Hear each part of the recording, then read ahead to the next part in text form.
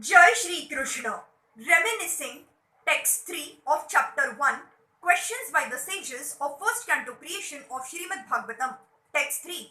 Nigama kalpa tarora galitam phalam shuka mukhada mruta drava samuyutam pibata bhagavatam rasamalayam muhuraho rasika bhuvi bhavukaha. O expert and thoughtful men, relish Srimad Bhagavatam, the mature fruit of the desire tree of Vedic literatures. It emanated from the lips of Shri Shukdev Goswami. Therefore, this fruit has become even more tasteful, although its nectarian juice was already relishable for all, including liberated souls.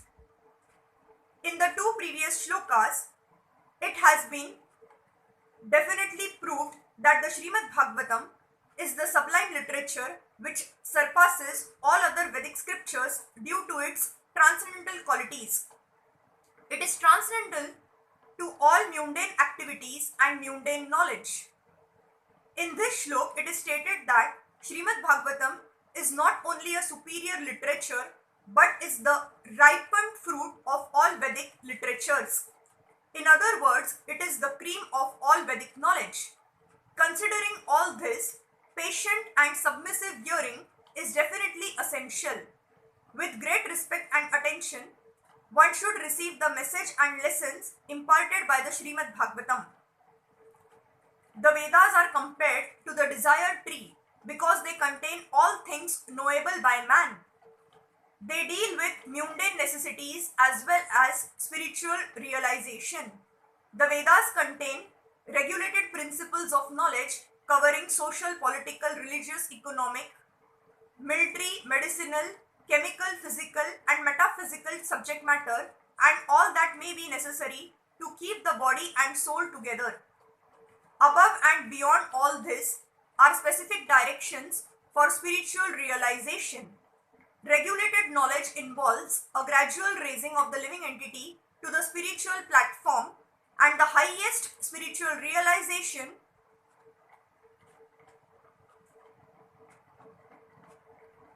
is knowing that the personality of Godhead is the reservoir of all spiritual tastes or rasas. Every living entity, beginning from Brahma, the first-born living being within the material world,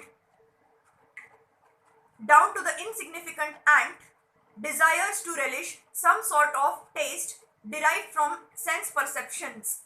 These sensual pleasures are technically called rasas. Such rasas are of different varieties.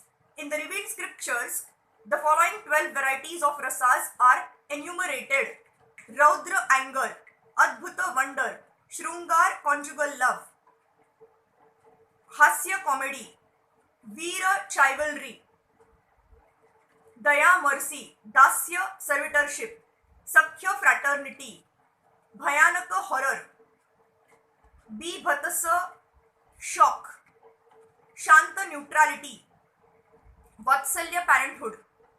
The sum total of all these rasas is called affection or love. Primarily, such signs of love are manifested in adoration, service, friendship, parental affection and conjugal love. And when these five are absent, love is present indirectly in anger, wonder, comedy, chivalry, fear, shock and so on. For example, when a man is in love with a woman, the rasa is called conjugal love. But when such love affairs are disturbed, there may be wonder, anger, shock or even horror. Sometimes, love affairs between two persons culminate in ghastly murder scenes.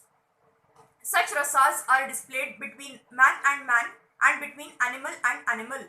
There is no possibility of an exchange or rasa between a man and an animal or between a man and any other species of living beings within the material world. The rasas are exchanged between members of the same species. But as far as the spirit souls are concerned, they are one qualitatively with the Supreme Lord. Therefore, the rasas were originally exchanged between the spiritual living being and the spiritual whole, the Supreme Personality of Godhead. The spiritual exchange or rasa is fully exhibited in spiritual existence between living beings and the Supreme Lord.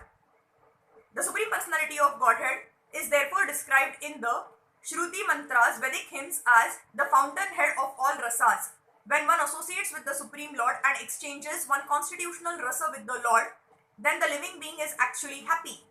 These Shruti mantras indicate that every living being has its constitutional position, which is endowed with a particular type of rasa to be exchanged with the personality of Godhead. In the liberated condition only, this primary rasa is experienced in full.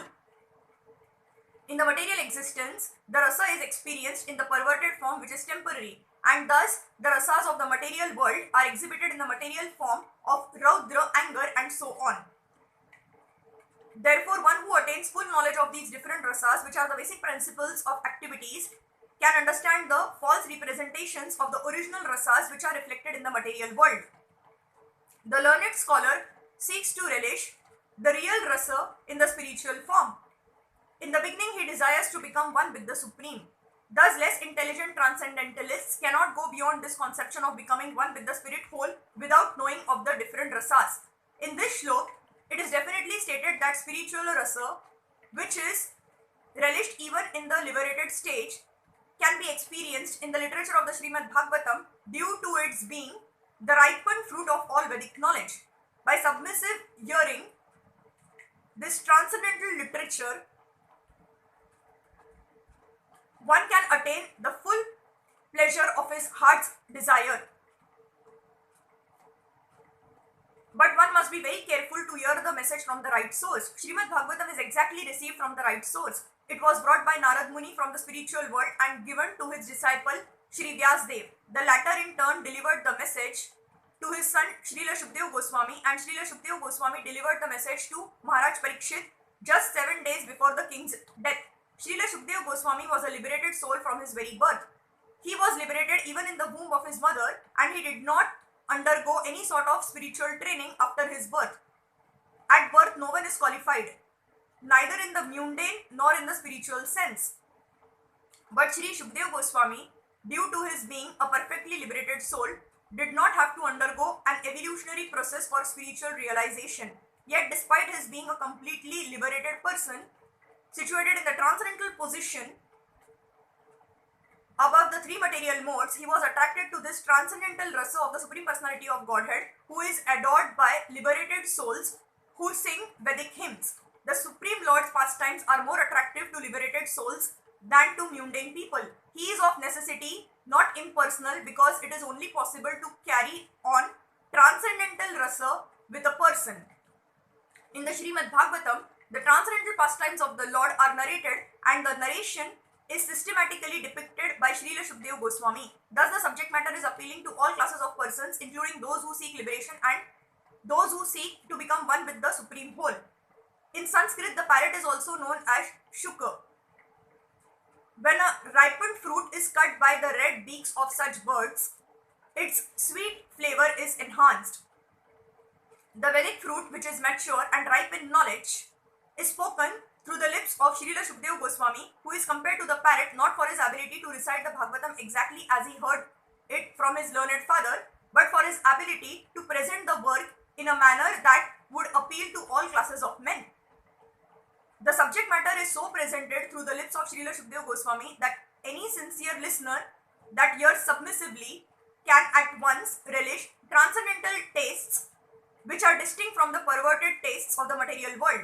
The ripened fruit is not dropped all of a sudden from the highest planet of Krishna Loka.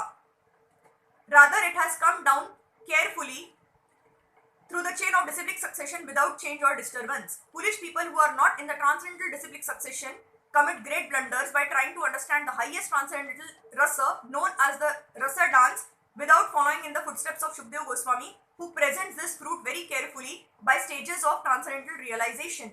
One should be intelligent enough to know the position of Srimad Bhagavatam by considering personalities like Shukdev Goswami, who deals with the subject so carefully. This process of disciplic succession of the Bhagavad school suggests that in the future also Srimad Bhagavatam has to be understood from a person who is factually a representative of Srila Shukdev Goswami. A professional man who makes a business out of reciting the Bhagavatam illegally is certainly not a representative of Shukdev Goswami. Such a man's business is only to earn his livelihood. Therefore, one should refrain from hearing the lectures of such professional men. Such men usually go to the most confidential part of the literature without undergoing the gradual process of understanding this grave subject. They usually plunge into the subject matter of the rasa dance, which is misunderstood by the foolish class of men. Some of them take this to be immoral, while others try to cover it up by their own stupid interpretations. They have no desire to follow in the footsteps of Srila Shukdev Goswami. One should conclude, therefore, that the serious student of the rasa should receive the message of Bhagavatam in the chain of disciplic succession from Srila Shukdev Goswami, who describes the Bhagavatam from its very beginning and not whimsically to satisfy the mundaner who has very little knowledge in transcendental science. Srimad Bhagavatam is so carefully presented that a sincere and serious person can at once enjoy the ripened fruit of Vedic knowledge simply by drinking the nectarian juice through the mouth of Shukdev Goswami or his bona fide representative.